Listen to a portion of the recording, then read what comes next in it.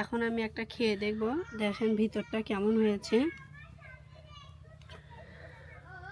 বিসমিল্লাহ। আসসালামু আলাইকুম প্রিয় ভাই বোনেরা, আশা করছি সবাই ভালো আছেন। আজকে আমি সেমাইয়ের লাড্ডু বানাবো। তার জন্য আমি সেমাই নিয়েছি, ঝুরি করে নিয়েছি। এটা আমি গুঁড়া দুধ দিয়ে আগে মাখিয়ে নিব।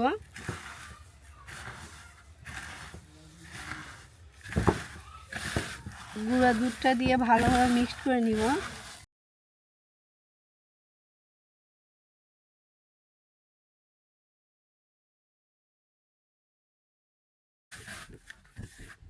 গুঁড়া দুধ আর সেমাই ভালো করে মিক্সড করা হয়ে গেছে। এখন আমি পরবর্তী কাজে চলে যাব।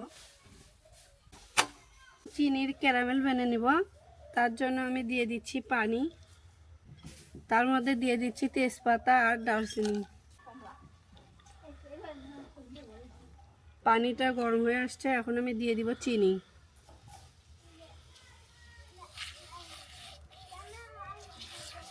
চিনি দিয়ে ভালোভাবে নাড়ে দিতে হবে।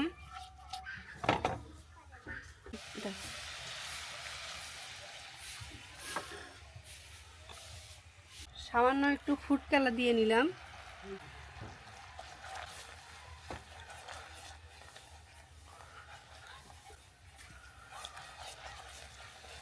ক্যারামেলটা হয়ে আসছে, এখন আমি দিয়ে দিচ্ছি কিশমিশ। কিশমিশটা দিয়ে আর কিছুক্ষণ নাড়াচাড়া করে তারপর দিয়ে দিব সেমাইটা।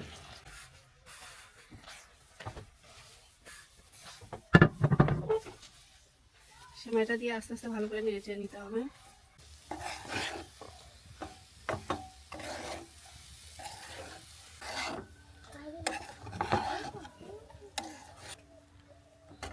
সেমাইটা যেন ভিতর থেকে সিদ্ধ হয়, এর জন্য আমি ঢাকনা দিয়ে 5 মিনিট ঢেকে রাখবো। এর লাড্ডুটা আরও সুস্বাদু হওয়ার জন্য আমি একটু দিয়ে নিচ্ছি চিজ।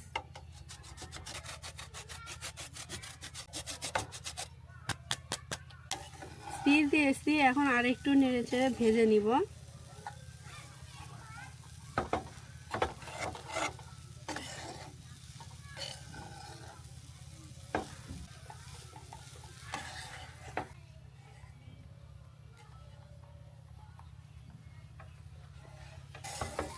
সেমাইটা ভাজা হয়ে গেছে, এখন আমি নামিয়ে নিয়ে লাড্ডুগুলো বানিয়ে নিব।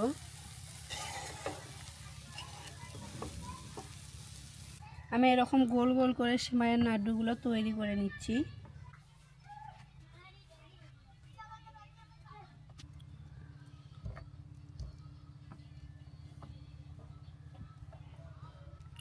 লাড্ডুগুলো বানানো হয়ে গেছে, দেখতে পাচ্ছেন কতটা সুন্দর হয়েছে লাড্ডুগুলো। এর সৌন্দর্য বাড়ানোর জন্য আমি এর উপর দিয়ে দিব আবার গুঁড়া দুধ।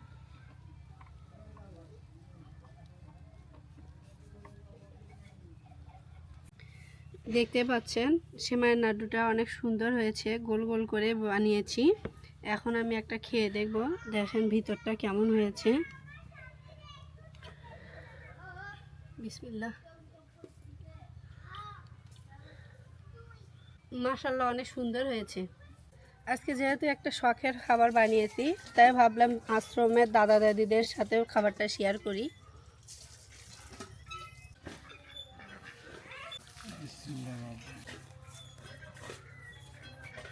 Thank you. হ্যাঁ।